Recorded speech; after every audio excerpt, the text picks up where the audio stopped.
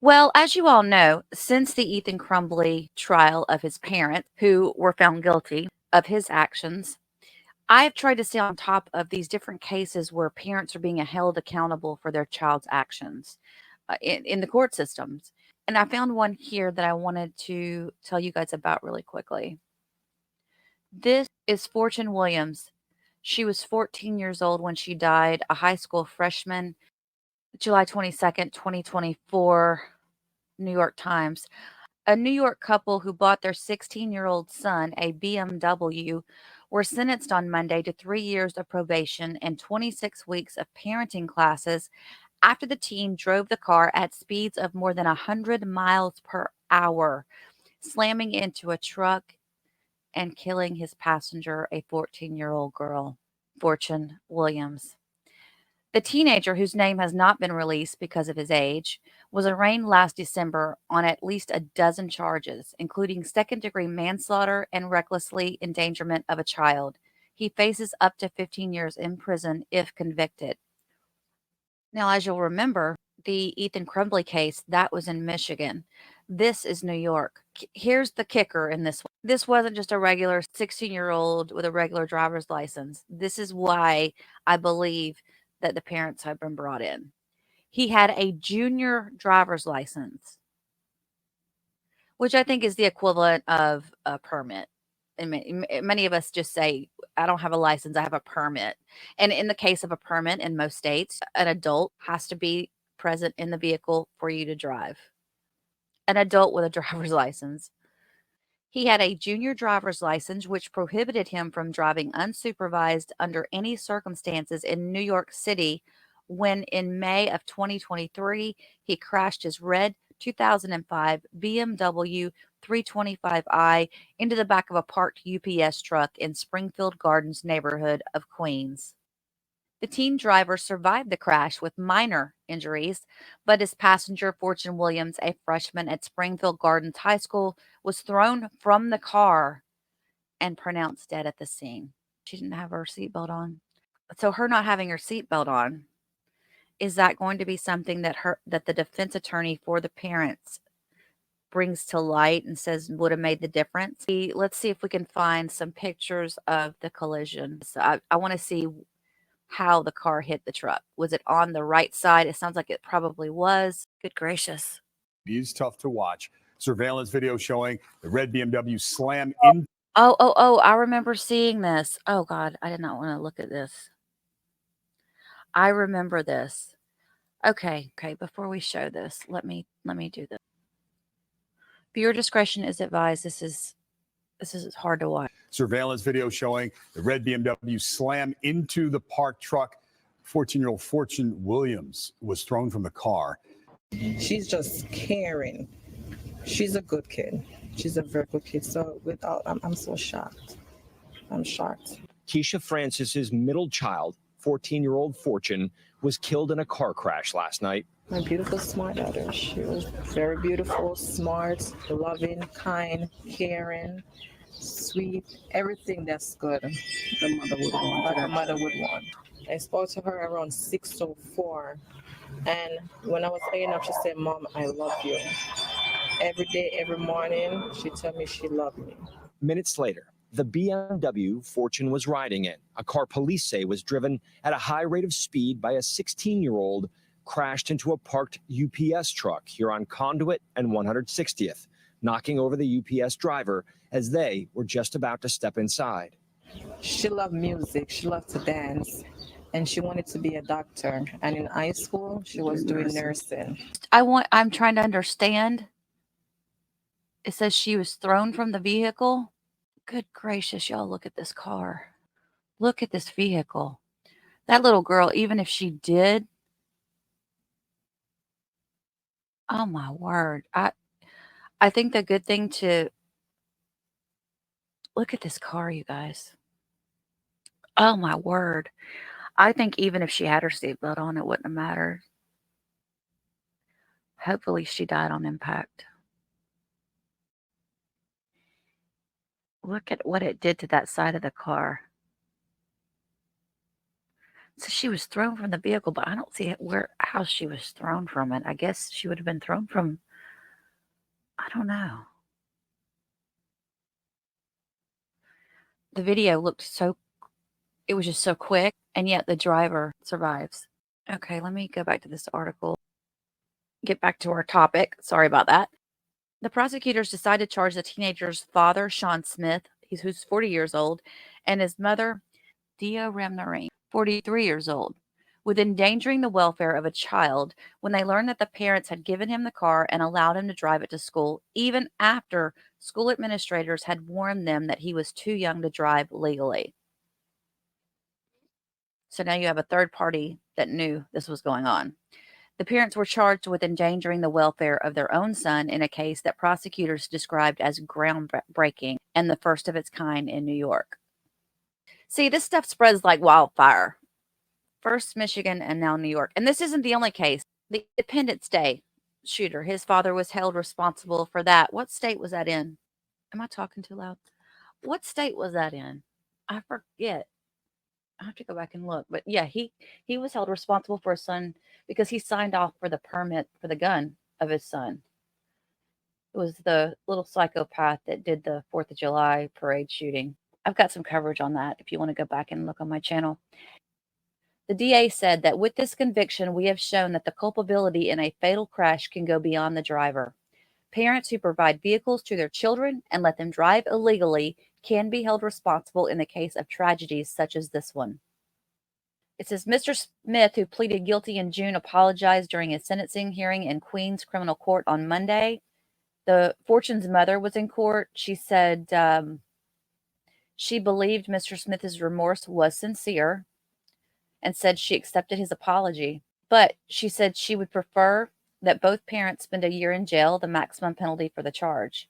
She said their recklessness, it cost my daughter's life. And she's right. They do need to be held accountable, she said.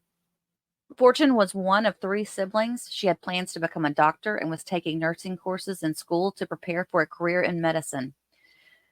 Miss Francis says she visits her daughter's grave every week and often leaves her red roses, her favorite flower. She still pays Fortune's cell phone bills so that she can keep listening to her daughter's voicemail on her voicemail greeting. I don't know if any of you guys have lost anybody. I did that too.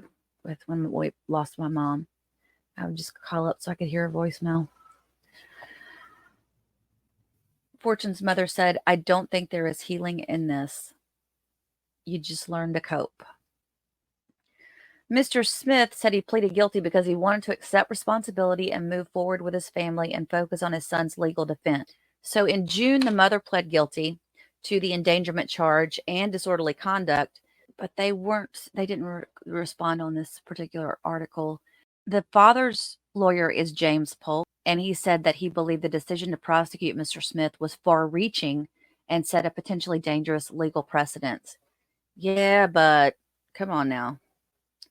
Not only was he driving, and you knew he was driving, but you had an institution, the school, tell you he's not supposed to be driving, and you ignored that too. So I think that's huge in this case. Of course, he pled guilty, but if it was going to go to trial, that would have been a huge thing.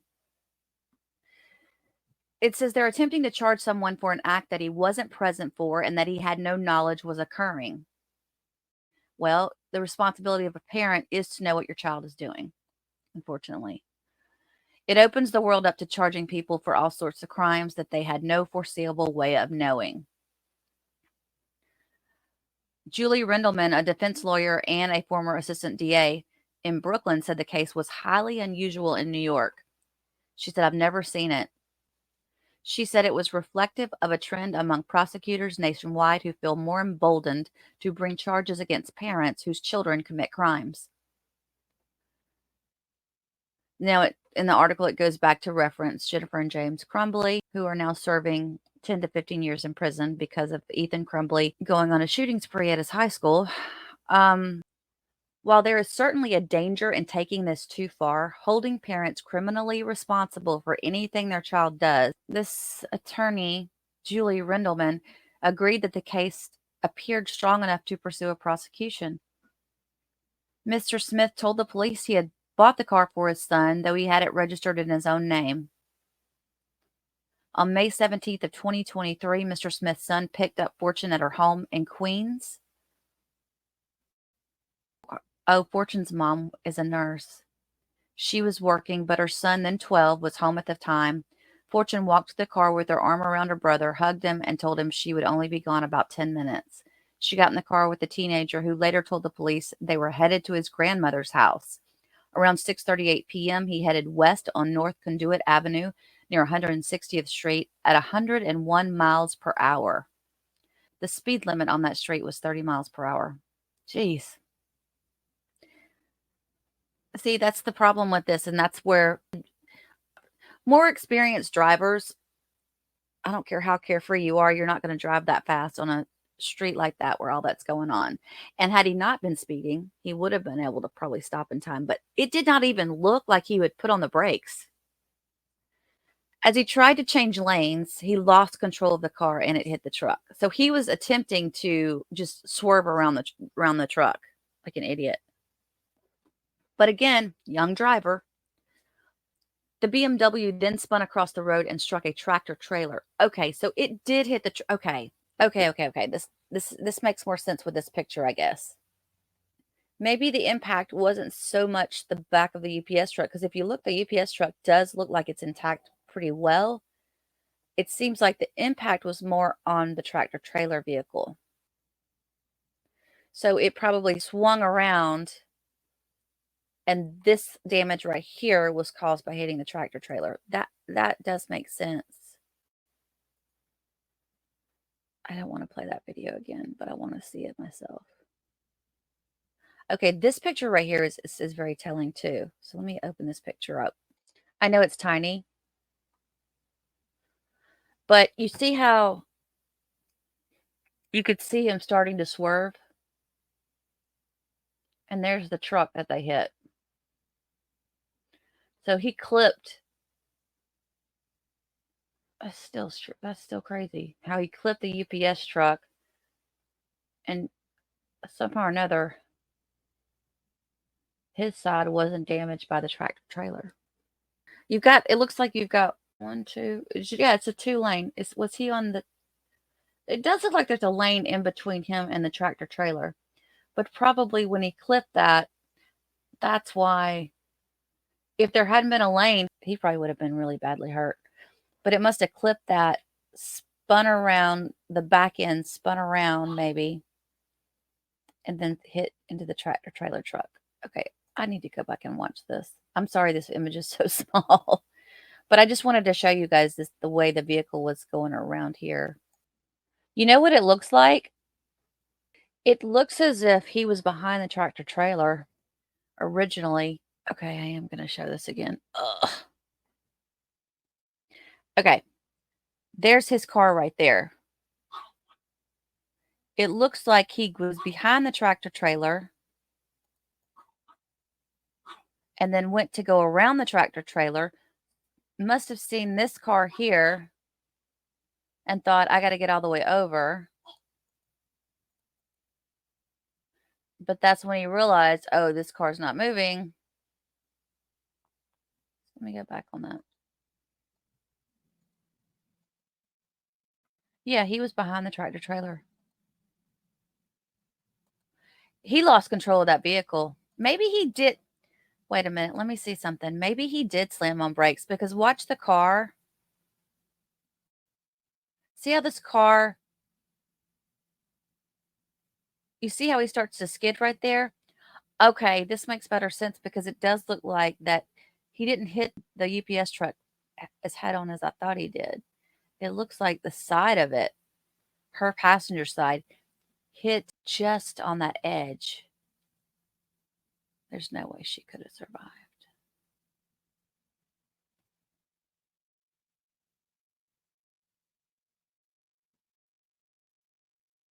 Golly, look at how it moved the UPS truck. And see, this is the part I don't understand.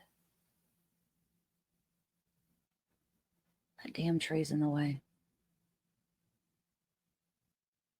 You know what's crazy is that this was another Ring camera that caught this. You can see the car coming around the tree right there. Okay, so yeah, it hit the tractor trailer truck, but is that the front or the back of the car? That's her side of the car, you guys. Jesus. So from here, her side hits the UPS truck first. It swings around between there, and then it hits the tractor trailer. It was hit twice.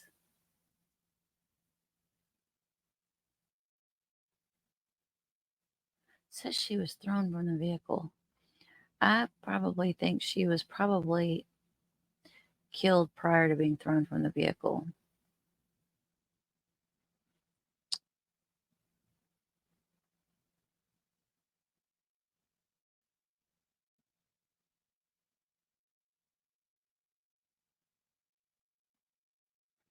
Jesus. Oh, she's a beautiful little girl. Let me finish this article. Oh, and by the way, they're going to talk about insurance. Insurance isn't going to pay for this because he was driving illegally. That's an exclusion on the policy. So, okay, yeah. So it says he was trying to change lanes. He lost control of the car, hit the truck. The BMW then spun around the truck and struck a tractor trailer. By then, Fortune had already been flung from the front passenger seat into the back of the UPS truck. So by the time it hit the tractor trailer truck, she was no longer in the car. Okay. Jesus. And of course, we saw the UPS driver get thrown to the ground. The UPS driver was treated for injuries to his leg, chest, and face, which, by the way, if you're wondering, would be covered under workers' compensation insurance. It says Mr. Smith told the car's insurer after the crash that his son had driven the BMW twice with him in the vehicle and that the teenager was a good driver. That doesn't that doesn't matter. But prosecutors said that school administrators had seen the boy driving to school and had told the parents that they were concerned. He was also given a ticket. He's gotten a ticket before, November 2022, for driving without a license and while using a portable electronic device. So that's basically a cell phone. So they have that law, the same one that Georgia has, where you can't, well, I don't know. I guess all states have that by now, don't they? You can't use your phone. You got to have like if you watch Judge Tammy with us, you'll know that you have to have a hands-free device. So like if you have earbuds or if you have like a screen hooked up on your car, if there's, it's built into the car, that's different. But my thing is that he was given a ticket because he didn't have a driver's license in November of 22. When did this occur? December of 2022? No, this was May of 2023. So I wonder if he couldn't get his license because of that ticket. The mother says that she recalled seeing the teenager in court during a recent hearing and screaming at him, "You're the one who killed my daughter." He responded by being just quiet and hanging his head. That's awful. But to go back to the whole purpose of us talking about this, you've got parents who are being held accountable. But I honestly think, in my opinion, in this case, they should be held accountable. I'm just glad that video, you can't see her anywhere. If you can in the video, it's really hard to tell. So I'm just glad that that's not all over the internet, because that would be horrible. Golly.